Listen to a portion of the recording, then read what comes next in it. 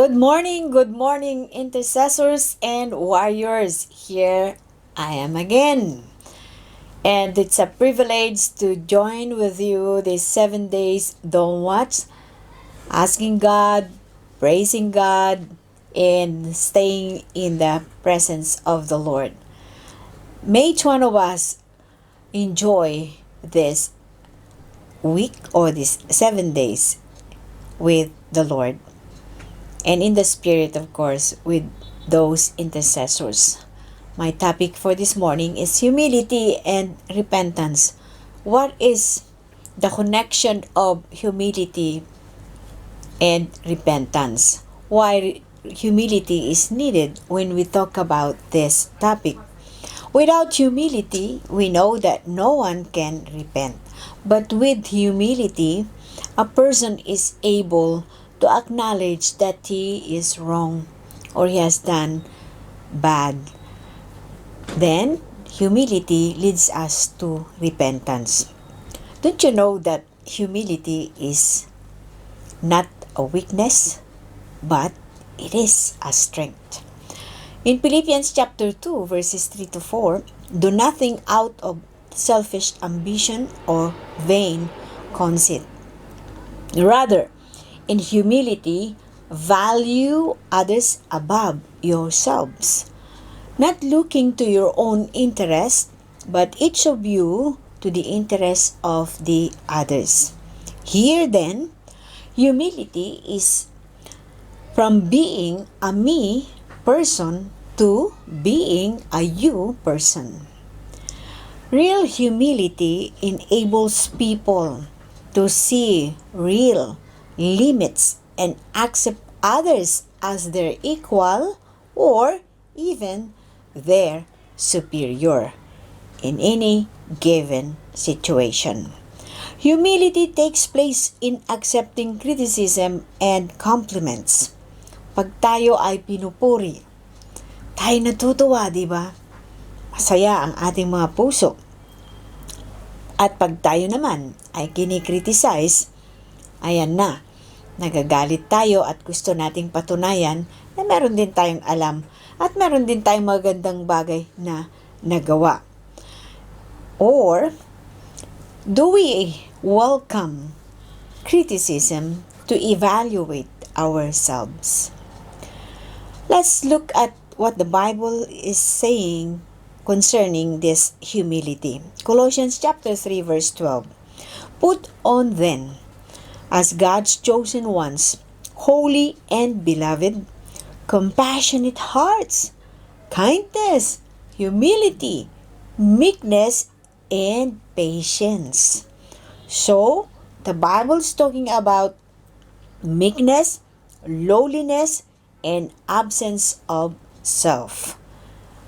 Now, we can say that humility is a heart attitude, not just an outward demeanor. According to Scripture, the opposite of humility is not pride. Kala nga natin yun ang opposite ng humility, di ba? But selfishness.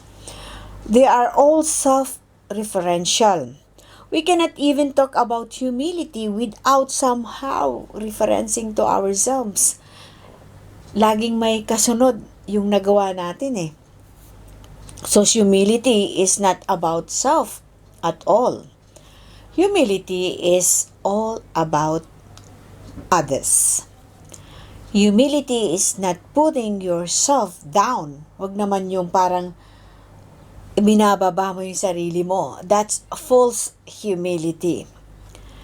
Humility is about lifting others na may nagagawa silang mas maganda, mas mabuti kaysa sa atin.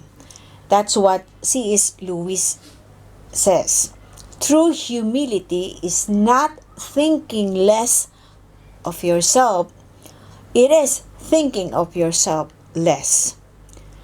And remember, humility also is recognizing that you need the help of God. knowing you cannot truly succeed in your own strength. Kahit sabi mong ikaw pang pinakamalakas, ikaw pang pinakamatalino sa lahat. It is thanking God for your talents. Thanking God for your gifts. Thanking God that He has given you a company to work with, has given you a job so you can work and earn for your living. And in this way, give Him all the credit for your accomplishments. Humility is necessary also in approaching God. You acknowledge, or we acknowledge, that we need Him. And without God's approval, we could not just go and enter into the presence of God. One thing more, we have to remember that God is a holy God. So when we approach God, we must approach Him with the clean hands, a pure hearts. That's what James is saying in James chapter 4 verse 8. Come close to God, and God will come close to you. Wash your hands, you sinners. Purify your hearts, for your loyalty is divided between God and the world.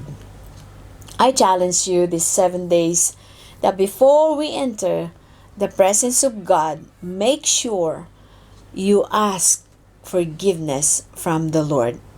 Allow the Holy Spirit to come and search our hearts, search your hearts.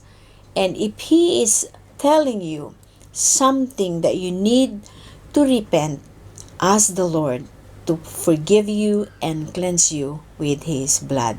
Let's enjoy this 7 days watch, praying, interceding, and enjoying the presence of God. God bless you all.